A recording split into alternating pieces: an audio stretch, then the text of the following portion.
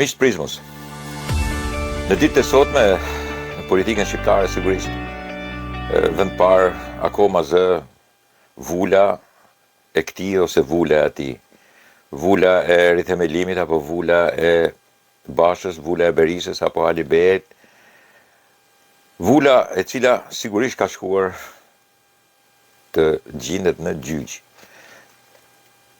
Vulpë e cila duhet patjetër zgjidhur nga drejtësia. Dhe sigurisht ne nuk kemi mësuar me këtë. Nuk kemi mësuar sepse për 32 vite ose 33 vite ne kemi ngjarë më tepër aty 45 vite më përpara. Drejtësia ka qenë e urdhëruar, drejtësia ka qenë politike. Sot mund të ketë shanse që drejtësia të jetë e drejtë, të jetë ligjore. Dhe pikërisht kjo është dallimi që ka demokracia me autokraci të ndryshme, me tirani, me diktatura. Është një dallim esencial. Është komponenti kryesor i cili e bën demokracinë të dallueshme dhe të besueshme njëkohësisht aty ku ajo është e besueshme. Ku është e besueshme? Sigurisht që nuk zgjidhen problemet në demokraci, në pluralizëm, por sidomos në demokraci, nga vullneti i individit. As nuk zgjidhen nga vullneti i turmave. As nuk zgjidhet nga sasia e njerëzve që mbledhen shesh. As nga uluritjet dhe as nga dhuna që mund të bësh si verbale ashtu edhe në rrugë. Nuk zgjidhet as nga nga kush. Nga i veprim tjetër madhor që është sforco njerëzore dhe sforco shoqërore. Jo. Çështjet e firmave dhe vulave në një grindje politike, partijake, brenda një partie, po dhe brenda disa partive, në një sistem zgjedhor, pluralist, zgjidhen nga drejtësia. Pastaj besojmë apo nuk besojmë, zakonisht nuk besojnë ata njerëz që vetë e kanë shkatruar drejtësinë. Pastaj nuk besojnë ata tjerë që kanë paqe, këta që kanë shkatruar drejtësinë, si kanë mundësi që të ndërtojnë një drejtësi të drejtë. Ne praktikisht atë drejtësi që po mundohemi të bëjmë për disa vitesh, e kemi nën subvencionimin, po dhe në kontrollin e tuajve, dhe sidomos Shteteve Bashkuara të Amerikës. Dhe ky është shansi i fundit i jonin përgjithësi, po dhe i shoqërisë shqiptare, për të kaluar një stat tjetër në demokraci, sigurisht e pabesueshme deri tash. Shpeshherë e gabueshme. Nuk është e nevojshme të përmendim ngjarje komplekse të jashtëzakonshme si duke filluar nga 97, 96, 97, 98, 2008, 2011. Edhe në ditë sotme, të cilat e kanë bërë demokracinë jo vulnerabël, por të thyeshme. I vetmi moment që mund ta bëjnë është drejtësia, dhe ajo nuk ka ekzistuar. Nuk ka ekzistuar e drejtë, ka ekzistuar e vonuar, ka ekzistuar nganjëherë në mbrojtje të padrejtësisë. Absolutisht edhe në mënyrë tragjike, jo profesionale. Jo profesionale deri në atë pikë sa është kthyer në grotesk. Sistemi i drejtësisë sot ka nxjerrë jashtë disa prej elementeve të tillë dhe sigurisht në luftën politike ajo është që do të vendosi edhe për shumë elemente të tjera. Mirë, me qëra fjala në subvencionimin e Shtetet Bashkuara të Amerikës dhe akuzave që akoma bën Sali Berisha për ambasadoren, edhe duket sikur bën për ambasadoren, më fakt është duke i bërë për Shtetet Bashkuara të Amerikës. Në Shtetet Bashkuara të Amerikës ky është dallimi që ka edhe me shtetet e tjera në botë. Aty ligji bën ligjin. Vjen një ditë që realisht sado i fortë qofshti, ligji është ai që bën ligjin. Dhe kjo kërkohet për të pasur atë që konsiderohet demokraci. Një nga skandalet e fundit tash ka të bëjë me median. Këtu ne ka një ide që thonë media duhet të jetë e paanshme, e pavarur, elemente të tilla, sigurisht po, janë lavde, janë, si më thënë, batuta të bukura. Në Shtetet Bashkuara të Amerikës dihet se mediat janë të anuara, po kanë një parim. Kanë parimin e të vërtetës. Ata mund ta shohin të vërtetën njëra nga e djata, tjetra nga e majta, po prishën të vërtetën, e devijuan të vërtetën, ato bëhen të pabesueshme. Po u tallën me të vërtetën, po u treguan hipokrite, janë të pabesueshme. Në vërtet duke ne ndodh shpeshherë që media tregohet hipokrite, tregohet relative me të vërtetën, nganjëherë nuk e do të vërtetën fare ose nuk e nxjerrë, anashkalon, dhe këto nuk konsiderohen asgjë. Këtu konsiderohet sikur po anohet. Mund të anohesh majtas e djata sa të dush, po devijove të vërtetën, atëherë bie në sy në Shtetet e Bashkuara të Amerikës. Nëse ti nuk e devijon të vërtetën, e tregon të vërtetën, mas e ke inspiracion djathtas ose majtas, mas e ke një farë mënyre përkulje majtas e djathtas, por nuk e gjen me të vërtetën. Dhe kjo nuk përbën asgjë të madhe në Shtetet e Bashkuara të Amerikës.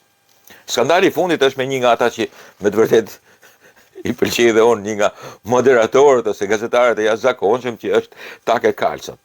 Sigurisht në Fox News.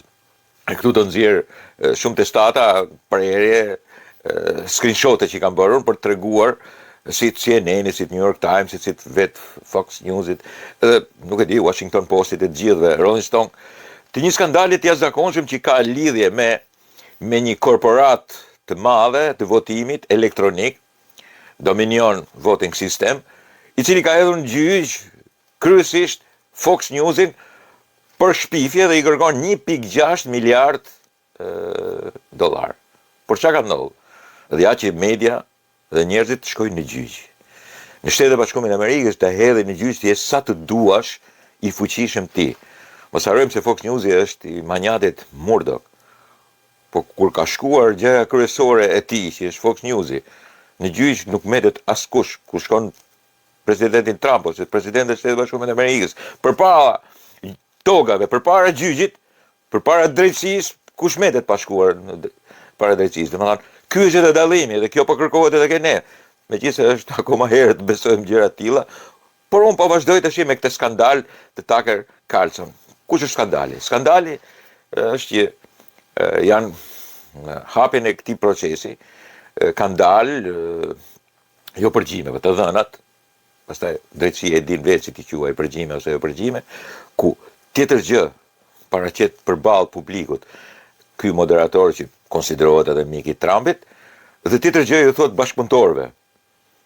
Në komendet private, prezantuesit e Fox News-it kanë zbuluar kohët e fundit, kjo akuza se edhe dalin para gjykatës, kontraktojnë ashpër me mbështetjen e tij për konservatorët në emisionin e tij.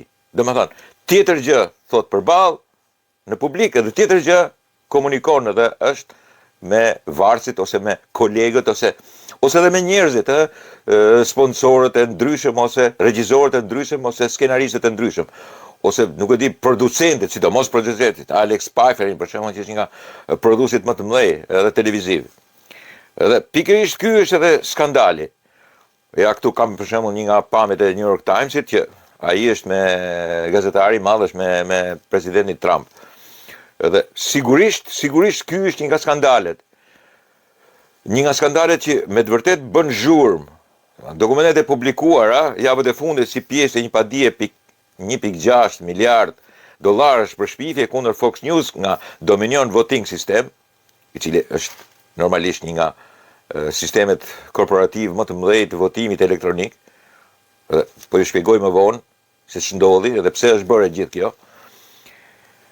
Kanë zbuluar komunikime dhe deponime të jashtëzakonshme private nga drejtuesit yje të rrjetit. Në ato deklarata shumë prej tyre shprehen mosbesimin në lidhje me pretendimet e rreme të presidentit Donald Trump në zgjedhjet e vitit 2020. Ai thotë që mu vodhën.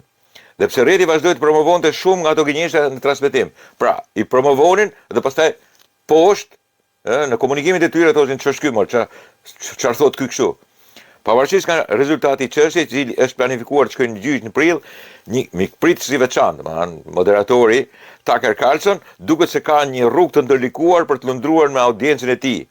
Në mesazhet e tij private, zoti Carlson, i cili përgjithsisht afron mbështetje të fortë republikanëve, në transmetim shfaqej vazhdimisht përbuzje për zotin Trump dhe disa nga ndihmësit e tij më të afërt. E ka fjalën sidomos për Rudolph Giulianin, një nga avokatët, i cili ankohej se akuzonte akoma më tepër në Fox News.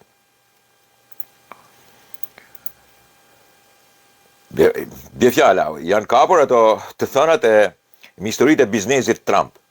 Nësa votat për numëroheshin në zgjedhjet presidentale të vitit 2020, zoti Carlson i dërgoi mesazhe producentit të tij Alex Pfeiffer, duke u shqetësuar për shikuesit që largoheshin nga Fox News pasi rrjeti thiri Arizonin për presidentin Biden. Do më thënë që do të numërohesh edhe herë në Arizona. I thot Alex Pfeiffer, Trump ka një shkallë mjaft të ulët suksesi në sipërmarrjen e tij të biznesit. Dhe i përgjigjet Carlson. Kjo është e sigurt, Të gjitha ata dështojnë. Ajo në cilën është ai mirë është shkatërimi i gjërave. Është një komunikim ndryshe fare me ato çfarë përparaqesin përballë rrjetit. Ai është kampioni pa diskutueshëm i botës për të shkatruar gjëra, ka fjalën. Po ashtu me planin e Trump për të anashkaluar inaugurimin e Biden, për mos qenë fare një gjë e jashtëzakonshme kur inaugurohet ose bëhet inaugurimi një presidenti i ri. Një antar i stafit i dërgoi mesazh zotit Carlson për t'i thënë se kishin dëgjuar se zoti Trump po planifikonte të mos merrte pjesë në inaugurimin, një simbol i rëndësishëm i transferimit paqësor. Imagjino komunikimin, më thonë, ky thotë çfarë është ky, si ka mundësi, çfarë është ky njeri thotë që nuk shkon. Këto janë kapur të gjitha dhe tash nxiren, janë pjesë e akuzës që i bën korporata e madhe, mbasi Fox News dhe shumë pjesë anash saj thoshin që shikoj, i keni bërë ju gabim. Keni numëruar ju gabime. Ndërkohë flisnin në të me njëri tjetrin, akoma më keq se çdo kush tjetër që ishte kundërshtar i Trumpit. Zoti Carlson dërgon mesazh antarëve të stafit të tij 2 muaj pas zgjedhjeve 2020-s, 2 ditë para kryengritjes në ndërtesën e Kapitolit, se mezi pret që të mos mbuloj zotin Trump.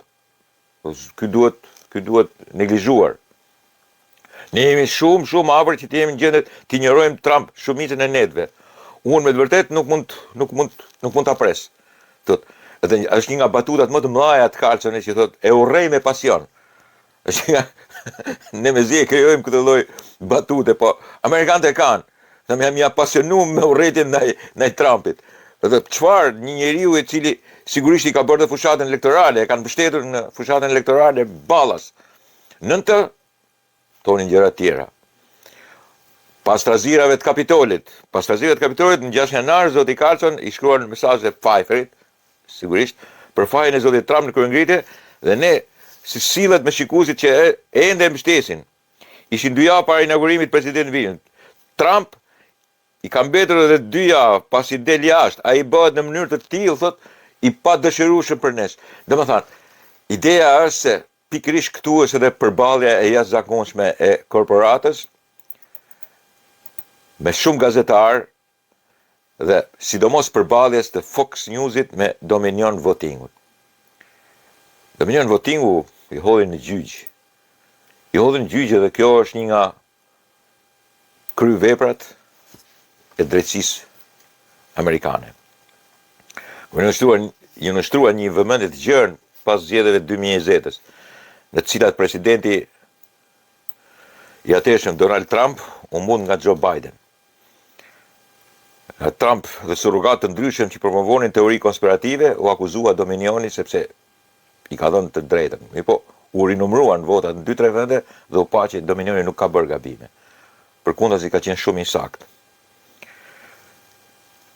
Akuza edhe nga Fox News ishte që po bëshin manipulime me makinerit.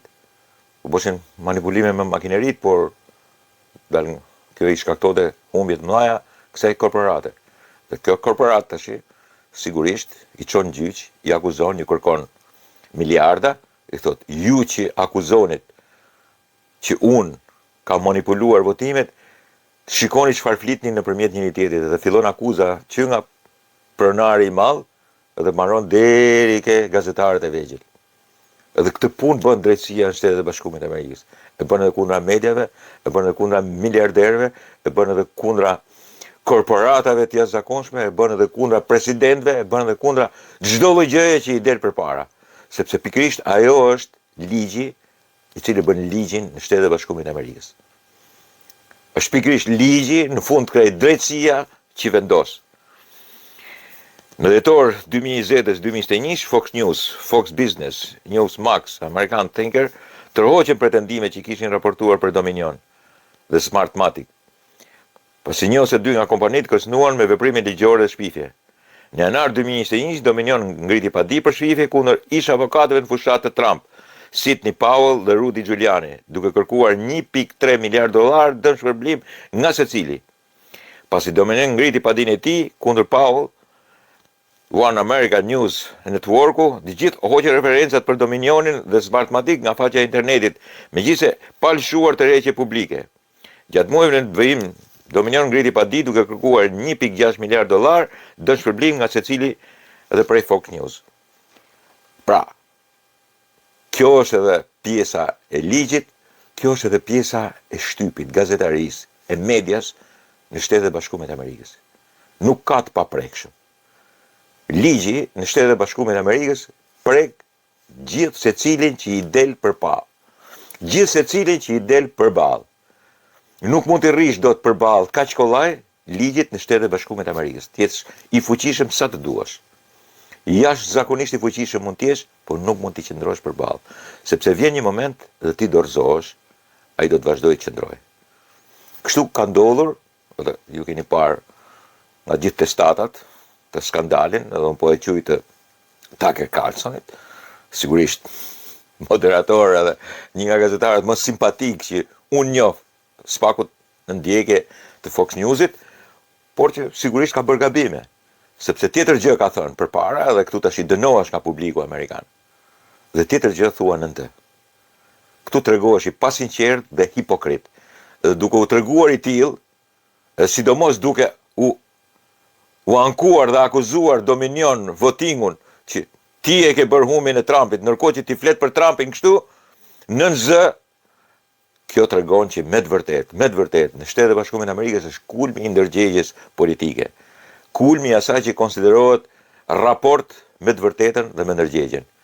Po kur këto kërleshen me njëra tjetrën, dhe kur korporatat e mëdha politika fillon grindjen me njëra tjetrën, njëkohësisht do që ta ndajë me të vërtetë atë që ne quajmë dava, po të drejtën po themi, ndërhyn drejtësia, ndërhyn ligji, dhe sigurisht përballë ti askërkush më nuk mund të jetë kaq i fortë, kaq i fuqishëm, sado që të ketë shumë dollar, sado që të ketë peshë të madhe politike. Gjithmonë ligji në Shtetet e Bashkuara të Amerikës është më i forti, më i pasuri, ajo që ka më tepër rëndësi është edhe më i drejti, më i vërteti, më i drejt për drejti. Është ai që me të vërtetë në fund fare zgjidh problemin.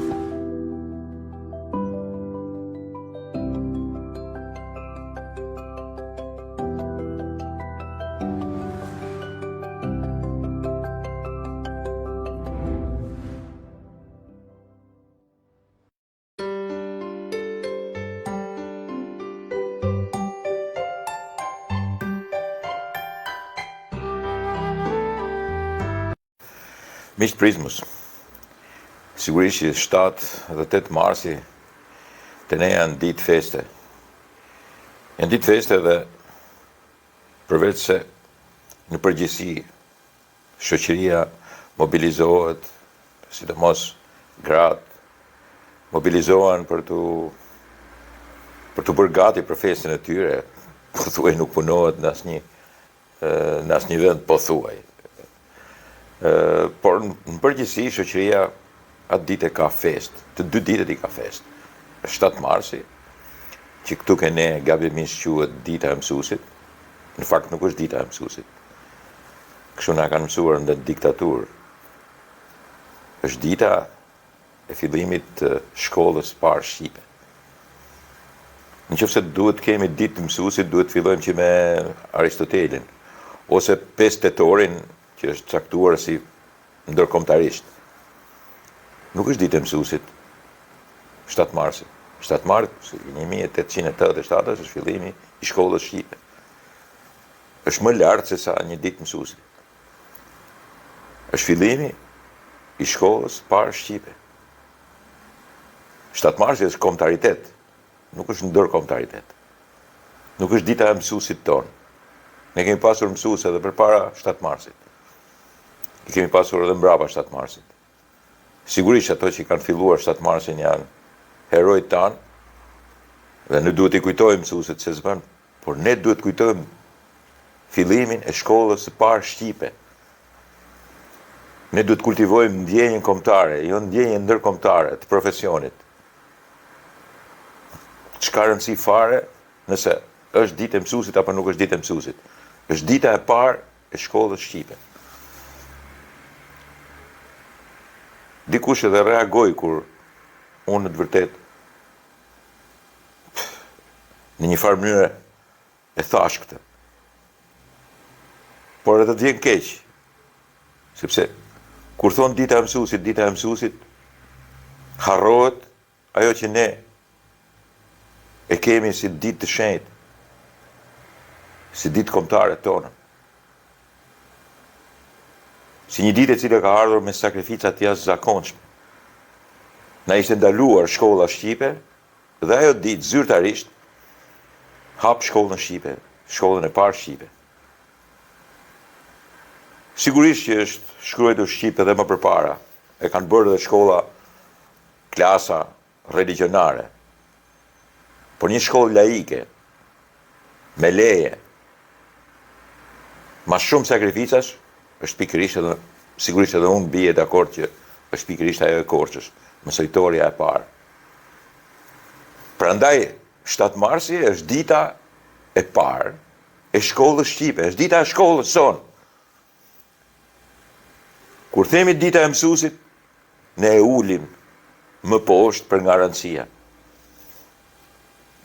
Me këtë rast nuk dua të them që nuk duhen respektuar mësuesit, sigurisht. Dhe pikërisht në 45 vite, kjo ditë është ditë hare. Bile thonë edhe misionar. Misionar, tash nuk ka nevojë më, sepse misionarët e kanë kryer detyrën e tyre, janë patriot. Një mësues sot nuk mund të jetë misionar, nuk ka nevojë të jetë misionar. Ka nevojë të jetë profesionist. Po ashtu dhe për ditën e 8 marsit, e cila vjen si ditë gati revolucionare, e një rebelimi të grave, dhe sidomos një dite ku vdiqën gra nga protesta e tyre. Po ne kemi ditë feste.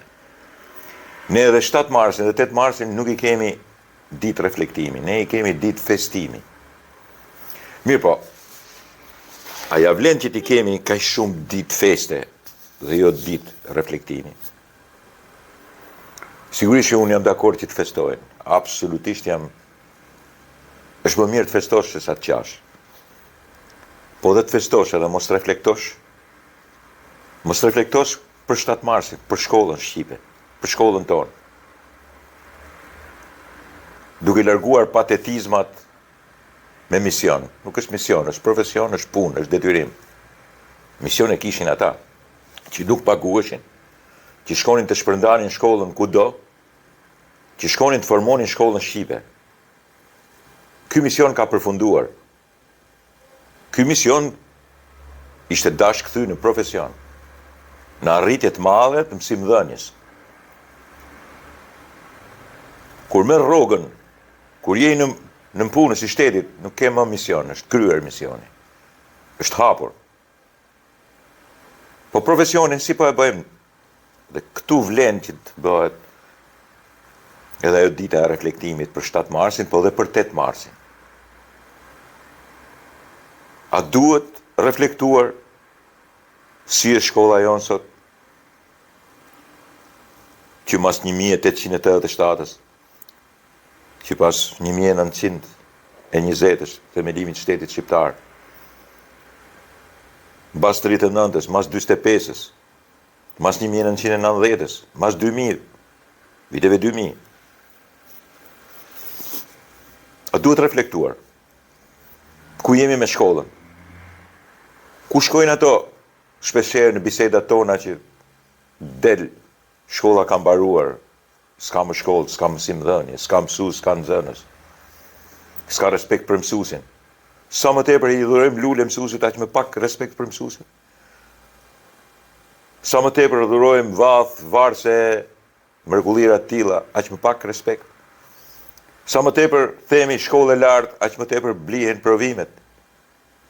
A duhet të ketë ditë reflektimi, apo vetëm ditë gëzimi, ditë festimi? Dhe kjo është pjesa e kritikës. Asaj pjesë analize që detyrohem ta bëj lehtësisht, pa i humbur rëndësinë e jashtëzakonshme asaj dite feste. Ne jemi mësuar të bëjmë edhe 7 marsin edhe 8 marsin ditë feste. Na e ka mësuar ideologjia. Ideologjia i kishte mësuesit misionar. I kishte mësuesit misionar sepse do të bëshin ideologjinë e partisë. Sot nuk kemi ideologji, nuk ka nevojë për mision, ka nevojë për profesion. Ka nevojë që të kryet detyrën. Misioni ka marrë fund. Shkolla shqipe është e hapur, universitetet shqipe janë të hapura. Tash kemi nevojë që të çojmë një stat tjetër. Stat profesional, të kemi sa më të mira, sa më të gjalla, të gjallërin nga studentët, nga nxënësit. Këtë e kemi?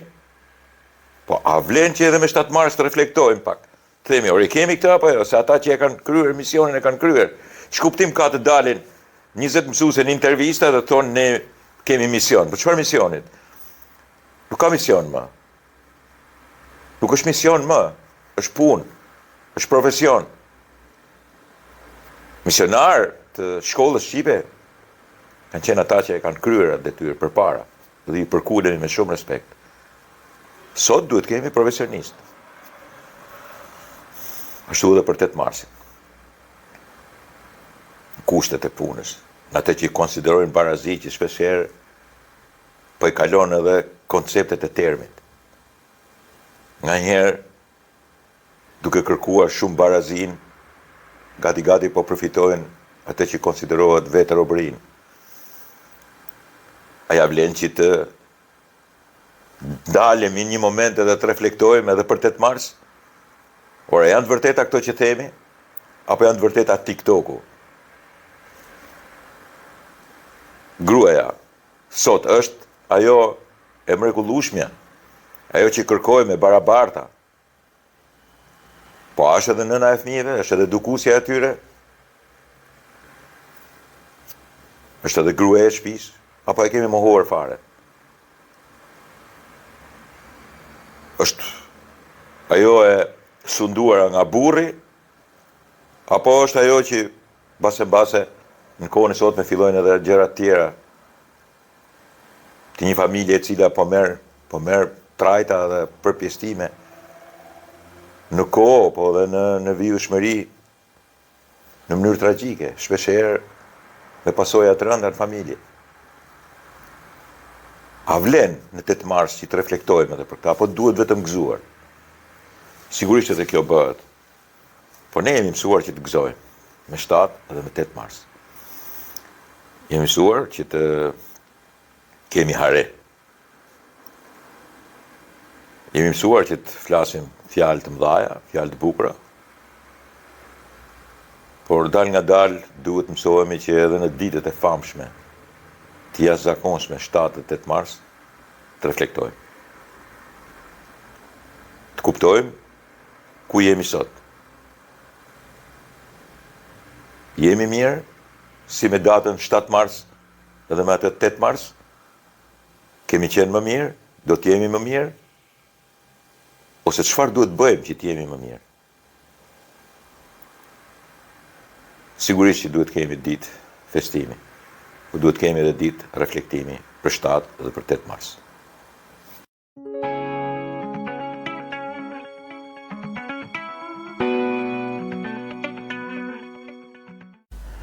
Përshëndetje miq të Prizmës.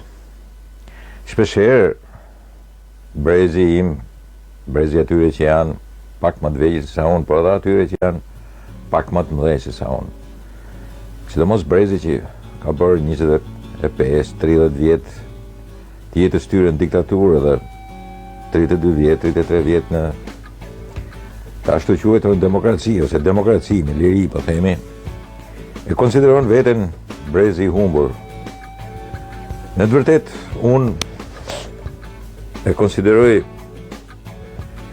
Jo vetëm shoqërinë, por edhe brezin tim, gjeneratën time, një brez eksperimental. Brezi I cili në mënyrë të çuditshme provoi eksperimentin e super kolektivizmit në diktaturë. E sidomos super kolektivizmi nuk është fillimi I viteve 50 e 60, super kolektivizmi është mas viteve 70.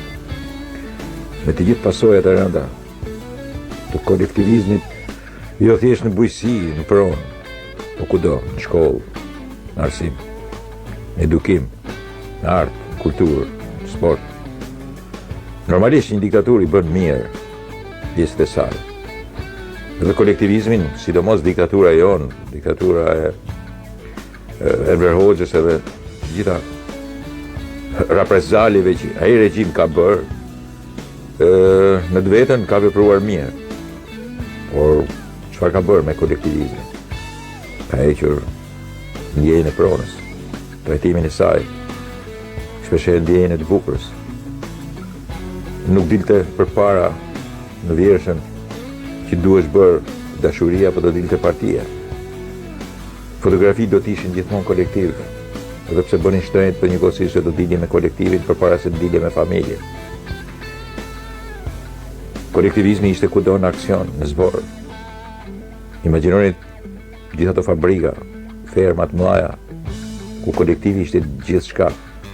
Individ mund të ishte sekretari I partisë, mund të ishte kryetari I kooperativës ose drejtori, po të gjithë të lirët ishin absolutisht kolektiv.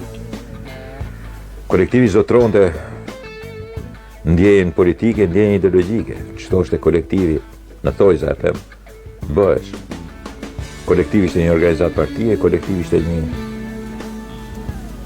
klas, kolektivi ishte një shkollë. Veprohesh në kolektivizëm në mënyrë të çmendur. E sigurisht shumë gjëra janë bërë në kolektivizëm, po duke hequr individin. Absolutisht ne kemi kujtime të bukura për kolektivizmin. Këse s'kemi kujtime të bukura. Edhe ku na çonin në aksion, kemi kujtime të bukura. Edhe ku na çonin me ekipe, sidomos ekipet sportive, kolektivizëm ishin, po dallohesh individi në një farë mënyrë në sportet që ishin individuale, por në përgjithësi në kolektivizëm veprohesh edhe në atë kohë. Spartakiadat ishin, olimpiadat ishin kolektivizëm I plot. Kolektivizëm ishin edhe kur dilte individi, bie fjala për shfaqjet, për estradat, për edhe kinemaja ishte kolektivizëm. Dokumentari ishte kolektivizëm. Ishte një shoqëri e kolektivizuar, ku individi humbte, nuk kishte shumë të drejta dhe shpeshherë bëhesh shenjestar e kolektivit. Kur vendoste partia, frontja, nuk e di, për ta diskredituar një individ, kolektivi ishte ai që e shkatronte në fund fare. Na çmësuan komplet nga shfaqja e individit, nga aftësitë e tij, nga inteligjenca e tij. Dhe kur bëhesh diçka, një shpikje, një racionalizim, ditë me dhjeta, bënte diçka të madhe, një individ, thotë është fuqia, partia thotë është fuqia e individit. Kolektivi ja jep fuqinë këtij individ. Kolektivi ai që e frymëzon. Dhe kur një individ dilte thotë unë jam I famshëm sa I kolektivit tim. Dhe gjithmonë ishin fushat plot me kolektiv, brigadat ishin me kolektiv, vendimarrjet gjithmonë thojza me kolektiv, gjithçka ishte kolektiviste. Dhe me këtë u rritëm. Kaluan 30 vjet, 25 vjet të jetës sonë. U eksperimentua ke ne vendimarrja kolektive. Mendimi I individit ishte pasojë e kolektivit, e vendimmarrjes së kolektivit. Dhe sikur ti të kishe një mendim brillant pa kaluar në atë që quhet mulli I kolektivit, nuk do ishte asgjë. Edhe shpikjet e racionalizimit vinin nga kolektivi, shpeshherë vinin edhe marrëzira të çuditshme, sidomos kur ishte koha e kursime. Gjithçka ishte kolektiv. Gjithçka ishte kolektiv. Dhe I bën keq shumë individit. E bën atë të parancishëm, e bën atë një diçka të rëndomt, diçka të pa vlerë pa kolektivin. Ishte një goditje fatale për një brez eksperimental si Joni. Mas viteve 90, filloi një çmenduri tjetër. Akoma më e keqe për mua. Çmenduria e individit atje merrte mend e bënte çfarë donte.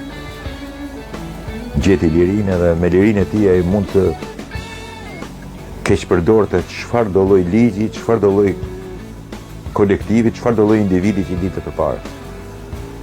Ne të kolektivizuar pronën tash i shkatërrua mendimin kolektivist pronës të kolektivizuar duke filluar mendimin politik. Nëse atëherë ishte mendim kolektiv i ideologjizuar, tash ishte mendim politik i individualizuar, i kulmit të individit, i individit i cili bën çfarë të doj dhe si të doj, duke e frymëzuar në mënyrë të tillë anti-publikes, i cila është sidomos publike as kolektive, i cili mund të bëjë çfarë të doj me pronën e tij dhe duke e shpërdoruar jo vetëm pronën, por edhe atë që konsiderohet liri ose demokraci, duke e shpërdoruar në mënyrë të përveçme, ai që ja merr mend të bëjë çfarë të doj dhe si të doj, pa pyetur askërkën.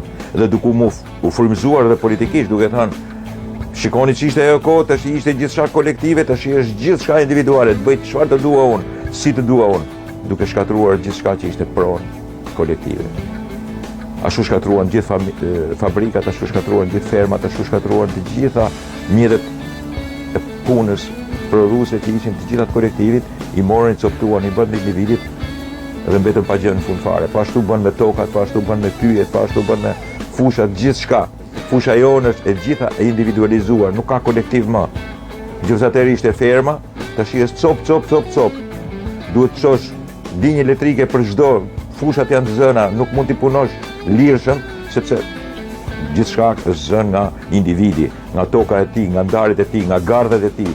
Nëse atëherë s'kishte gardhe, ishin kolektivi, tash është gjithçka me gardh. Edhe pjesët turistike janë me gardh, gardh këtu, gardh atje, rrugë këtu, rrugë atje, çarje tokash, kanalet u individualizuar, nëse ishin kanalet e kullimit kolektiv, tash janë gjithçka pronë individuale dhe që pastaj del që duhet kujdeset shteti. E ka pronë, e ka marrë pronën e vetë dhe pastaj thotë jo, duhet kujdesesh ti kur u mbytem.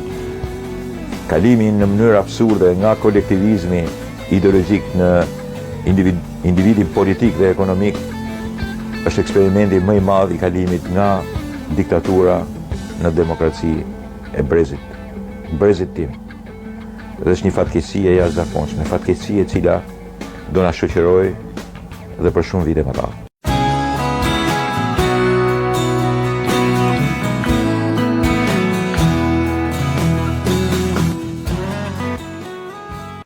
Miq Prizmës, këtë ditë janë dy lëvizje të pritshme nga dy persona të cilët sigurisht në rrafshin ndërkombëtar përbëjnë atë që në kohën e sotme i konsiderojnë sovranist, populist, njerëz të cilët drejtojnë shtete të mëdha, sidomos njëri prej tyre edhe që ishte presidenti i Shtetit Bashkuar të Amerikës, por edhe tjetri që është në Evropë, edhe që quhet Viktor Orban. Orban ka vite që është në pushtet në Hungari dhe Hungaria është një nga vendet e përveçme, veçanta në Bashkimin Evropian, e cila sigurisht duke u drejtuar nga Orban sillet në një farë mënyre si sovraniste, si populiste dhe në politikën, geopolitikën evropiane, sidomos të kancelerive gjermane, franceze, po Brukselin përgjithësi, ai është një farë mënyrë Delia Ezez. Delia Ezez përsa i përket sanksioneve me Rusinë, u detyru Bashkimi Evropian që të lejonte gazin dhe naftën ruse, vetëm për Hungarinë. Kjo ishte gati një thikë ma shpine.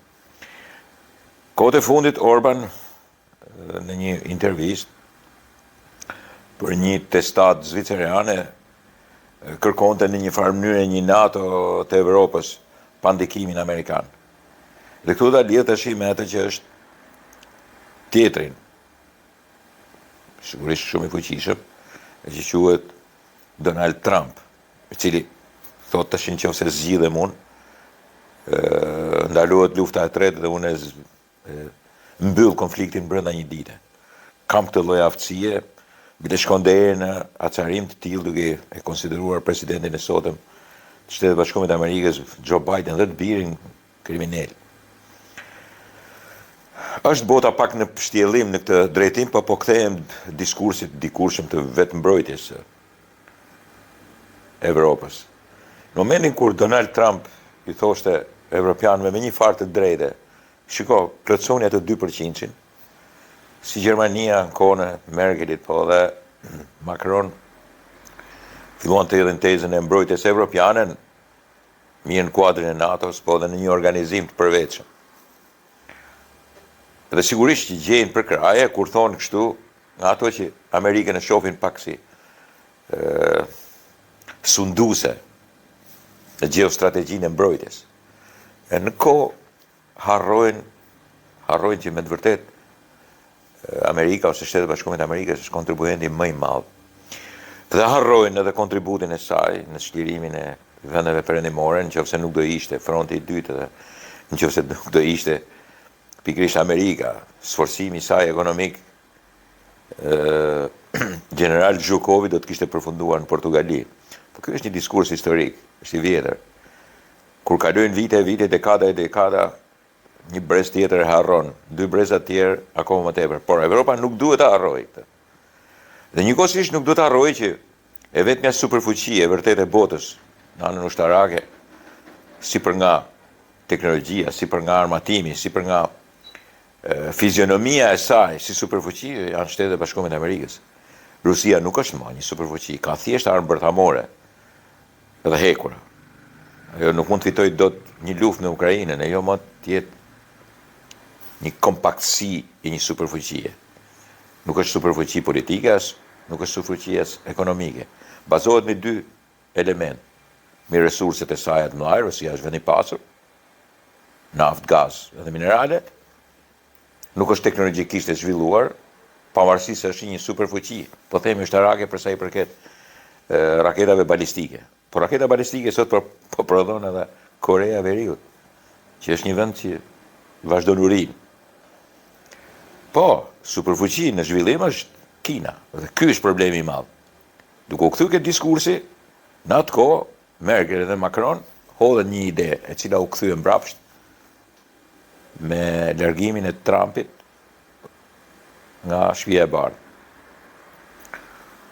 Ata pranuan hegemoninë, sigurisht që Evropa është e armatosur, por hegemonia e Shtetit Bashkuar të Amerikës nuk është diskutuar ndonjëherë. Nuk e kanë diskutuar as sovranistë mëdhej. Dhe fjala me Italinë. Edhe në Itali, Meloni është një sovraniste, po themi një e djathtë, por nuk e kanë diskutuar asnjëherë këtë. Orban po, edhe thotë tash ne duhet kemi një NATO tonën, që është e pakuptimshme. Është e thënë në mënyrë definitivisht provokative.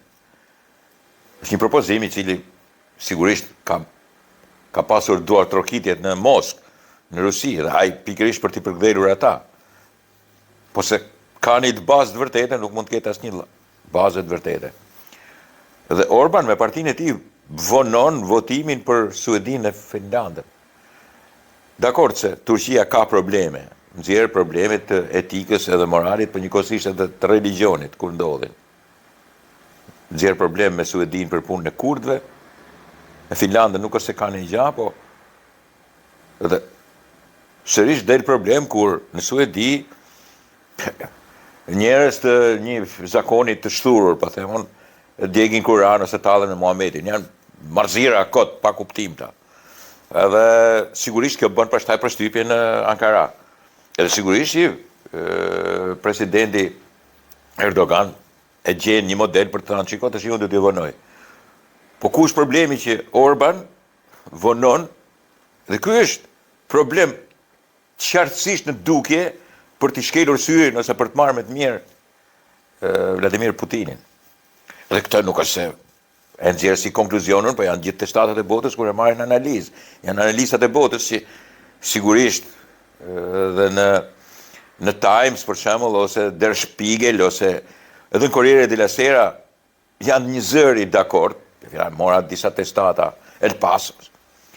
Testatat mëdha të vendeve të ndryshme të cilët kanë një zëri, një mendim në opinionet e tyre që Këto veprime Orban i bën, edhe pse ka qef të duket, tjetë delja e zezë, i pëlqen tjetë delja e zezë, kur Evropa merr një zëri diçka, për shembull, dhe thot A, ai do të thot U se s'bën.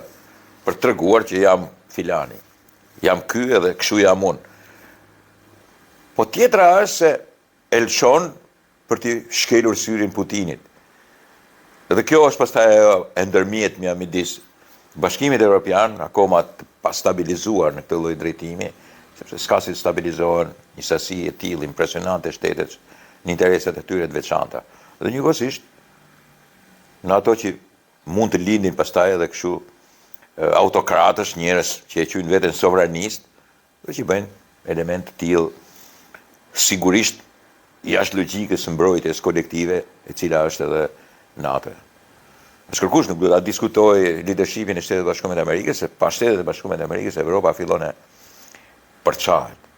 Janë Shtetet e Bashkuar të Amerikës që shpenzojnë më tepër, duhet të themi këtë, shumë më tepër se sa Evropa, teknologjikisht edhe që veprojnë pastaj kur Evropa gjithmonë hyn në luftë. Se lufta nuk po plas në Shtetet e Bashkuar të Amerikës, midis Meksikës edhe Kanadas edhe Amerikës. Patëm qeshur. Lufta vazhdon e plas prapë në Evropë. Evropa e fut veten në luftra të tilla nacionaliste, marrëzira të tilla me religion edhe me nacionalitet, e fut veten, dhe pastaj bëhet gati të luftojë. Dhe një pjesë e saj thotë, ja, pa Amerika ne. Kur vjen puna që duhet patjetër një ndërhyrje e madhe, i bën thirrje Amerikës. Edhe Amerika si gjithmonë vjen jo vetëm për interesat e saj, vjen interesat e Evropës. Sigurisht që të shohin interesat e saj. Shtetet e Bashkuara të Amerikës në radhë parë shohin interesat e tyre. Por këtu është problemi, se interesat e Evropës, Bashkimit Evropian dhe Shtetet e Bashkuara të Amerikës duhet të jenë të njëjta. Nuk mund të jenë të ndryshme. Nuk mund t'i thuhet Rusisë, je e bukur, me një diktatorship edhe me një marrëzi ekonomike financiare, dhe Amerikës e keqe. Po pëqeshja në një prej mendimeve të mia, duke thënë për një pjesë të Evropës, po themi anti-amerikane. Covidi 2 vjet erdhi nga Kina. Lufta erdhi nga Rusia, një pjesë e sovranistëve në Evropë thonë fajin e ka Amerika. Tash kjo është çmenduri. Sidomos për ne. Shtetet e Bashkuara të Amerikës janë vendi i demokracisë. Aty nuk mund të përgatitet një diçka që është kundra botës, edhe ajo ta zbatoj, nuk ndodh, se nuk e le demokracia, nuk e le sistemi i saj.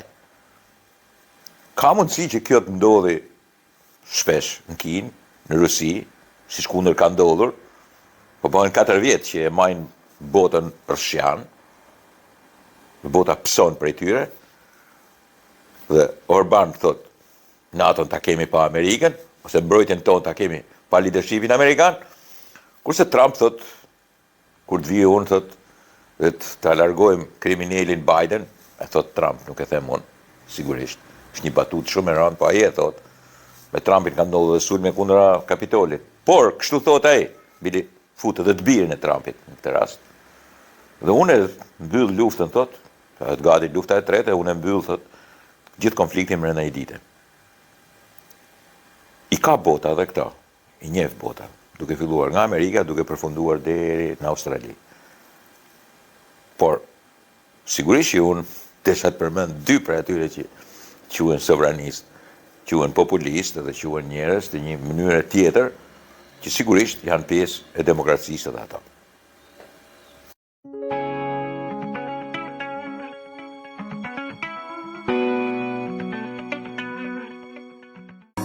Miq Prizmës, në Shkodër është një mrekulli ose çudi e madhe, modeli i mosmarrjes në dorëzim. Nuk dje kujtohet stadiumi. Sigurisht u ndërtua, sigurisht kishte polemika në fillim, që nuk do ndërtohej, pastaj u ndërtua, është projekt i keq. Pastaj, masi u ndërtua, lindi polemika e çpronësiveve anash me Bashkinë e Shkodrës, dhe përfundimi ishte ndërtimi i stadiumit, fillimi i funksionit të tij dhe mosmarrja në dorëzim. Nuk e di kur mund të ketë ndodhur. Mosmarrja në dorëzim edhe sigurisht ajo agonia e pikërisht që sjell mosmarrja në dorëzim, modeli mosmarrja në dorëzim. Nuk e marrim dorëzim, nuk e di arsyet nga më të ndryshmet. Por praktikisht modeli nuk e marrim dorëzim. Tash mund ta kenë marrë në dorëzim, edhe po e shfrytëzojnë, por ishte kjo ide. Tjetër, mosmarrja në dorëzim, Shiroka. U bë Shiroka, polemika në fillim nuk do bëhet, pastaj u bë, pastaj nuk na pëlqen, pastaj nuk e marrim dorëzim, edhe jo, nuk e marrim dorëzim për 1 muaj, 2 muaj, 3 muaj, 1 vjet, 2 vjet. Mi po duke mos e marrë në dorëzim, sigurisht nuk i bën shërbim. Lejon edhe njerëzit të bëjnë çfarë duan me të. Dhe keq administrohet.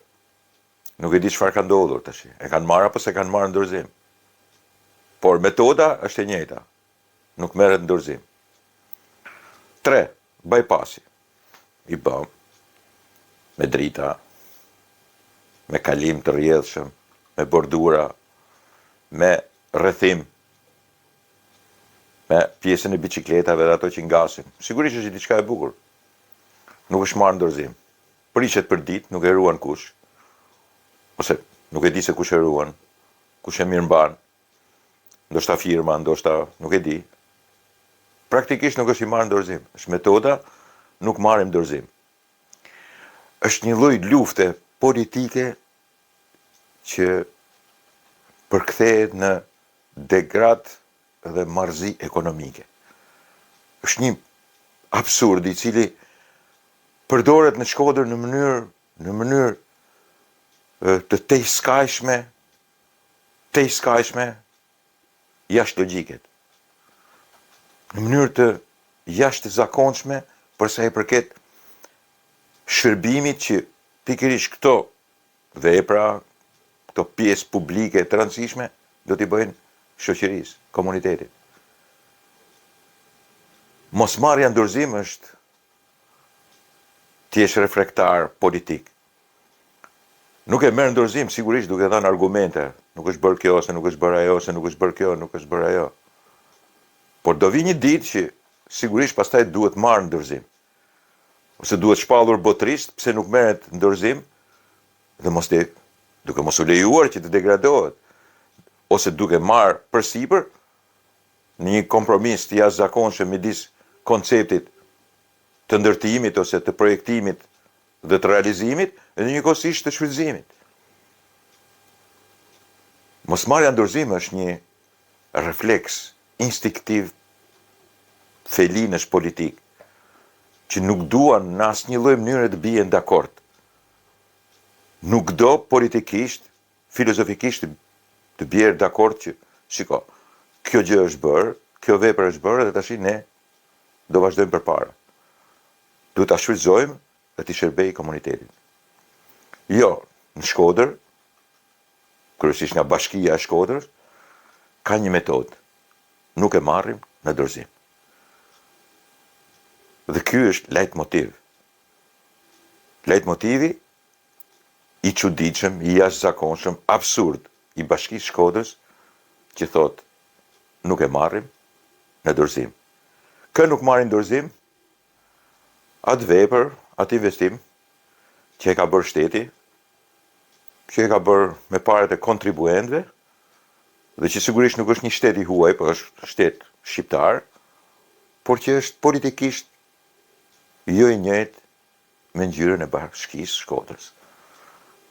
Dhe pikërisht duke qenë kështu, Bashkia e Shkodrës nuk e merr në dorëzim. Kaq, nuk është se ka një diçka më tepër se sa kaq.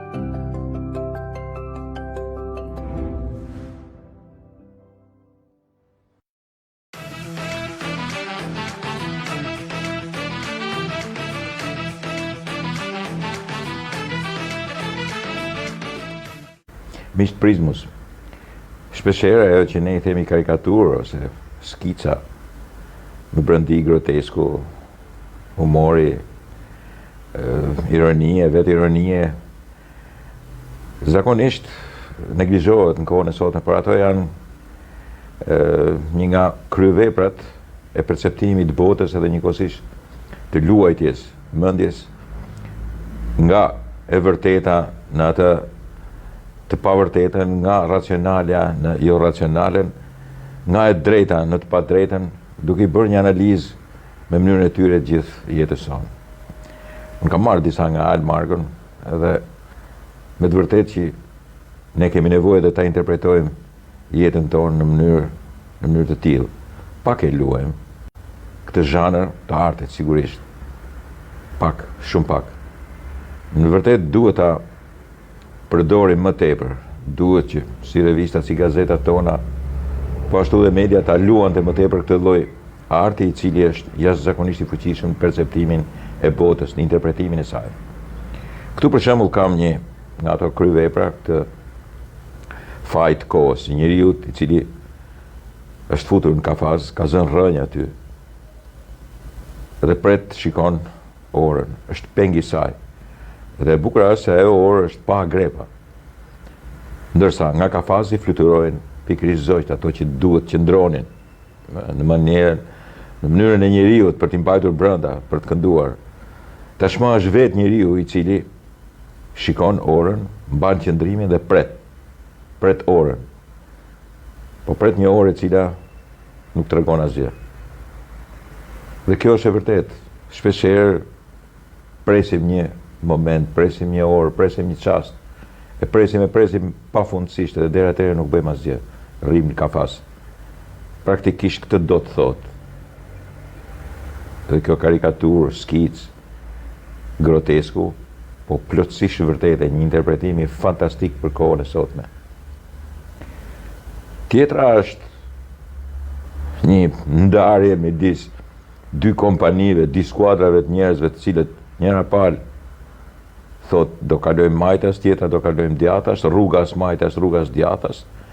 Është një çarje gati tektonike dhe ata duke i gjuajtur me gur, me letra, me çfarë të kenë dorë njëri tjetrin, por njëkohësisht duke shënuar drejtimin. Sipas tyre ai është drejtimi i dur. Dhe vetë skica do të tregojë një çarje të jashtëzakonshme. Çarje të jashtëzakonshme. Efektivisht do të thotë që si përdoret, si keq përdoret edhe vetë demokracia, edhe vetë e pluralizmi i mendimit. Kur ti e përdor atë gati si ndarje përfundimtare, ndarje tektonike. Skica si jashtëzakonisht e bukur. Do të thotë shumë gjëra. Kudo funksionon. Për këdo është kjo lloj skice. Nuk është vetëm për ne. Duket sikur është bërë enkas për ne, në vërtetë është edhe në botë kështu. Do të thotë shumë, përcakton shumë, dhe është një definicion i jashtëzakonshëm, megjithëse është vetëm një skicë. Tjetra është një pamje fantastike e një njeriu pa shtëpi. Sigurisht që është një i varfër, ka tesha, rraqet, po themi, e trupit në krah, në një shtrajc, në një valixhe përpara tij, dhe dyert duke fluturuar. Dyert pasura, dyert jo të pasura, më pak të pasura, po të gjitha fluturojnë para tij. Është e bërë rregullisht në bardhëzi dhe njëkohësisht ti jep të mendosh se në çfarë kohe realisht jetojmë. Praktikisht edhe ke ne. Ne kemi 1.200.000, nuk e di, 1.300.000 banesa. Dhe shumë prej tyre janë të pabanuara. Një pjesë se kanë ikur, një pjesë se nuk blihen dot, dhe një pjesë nuk kanë treg. Në fakt, kjo skicë në bardhëzi, në një gati sepja, do të tregoj shumë.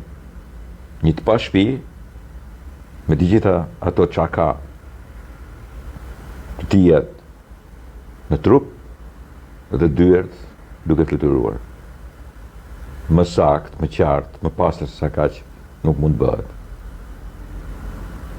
E fundit është një grotesk i cili tregon një njeri që ka një, po themi, shall ose edhe një institucion bashkiaku ose krye bashkiaku ose politikani, po themi, i ullur në një WC, në një WC, mbi një WC, e sigurisht po kryen nevojat e tija. Dhe letrat higjienike janë me ftyra bashkëpunëtorësh, me ftyra njerëzish. Sigurisht që do të thotë shumë. Do të thotë që ai i përdor për letër higjienike. Dhe nuk është e nevojshme të shash me fjalë kaq të ashpra, kaq të, po themi, jo të pastra. Është e nevojshme të bësh një skicë si puna e saj, është plot domethënie, dhe njerëzit sigurisht do të kuptojnë të vërtetën. Është e vërtetë apo s'është e vërtetë? Ndodh kjo në jetën tonë e të sotme, me mbas edhe pak dje, po edhe gati të mbushet mendja edhe për nesër. Është e vërtetë apo s'është e vërtetë? Po një skicë e tillë, një karikaturë e tillë, një skicë humoristike e tillë, në grotesk, po edhe në ironi, e tregon akoma më mirë. Dhe sigurisht skica nuk tregon ftyrën e atij njeriu atje, i cili ka nevojë për një letër higjienike me ftyrat, ndoshta edhe të bashkëpunëtorëve të tij, po edhe të gjithë qytetarëve të tij, atyre që u ka marrë votën, përderisa ka atë shiritin e një njeriu i cili sigurisht tregon pushtetin, pavarësisht nëse qendror apo vendor. Për këtë desha t'ju flisja. Edhe sigurisht ne kemi nevojë për gjëra të tilla. Mirë po, megjithse kontrolloj shpesh ato rrjetet edhe njëkohësisht edhe mediumet e jashtëzakonshme që kemi ne, kemi shumë. E shoh që nuk e përdorin. Ndërsa bota e qytetëruar e ka, i përdor. Janë një reagim i artit. Dhe nuk ka art më të qartë se sa ai i karikaturës për sa i përket edhe mbajtjes së qëndrimit për kohën. Për atë dje, për këtë sot dhe për atë që presupozohet do ta jetojmë nesër.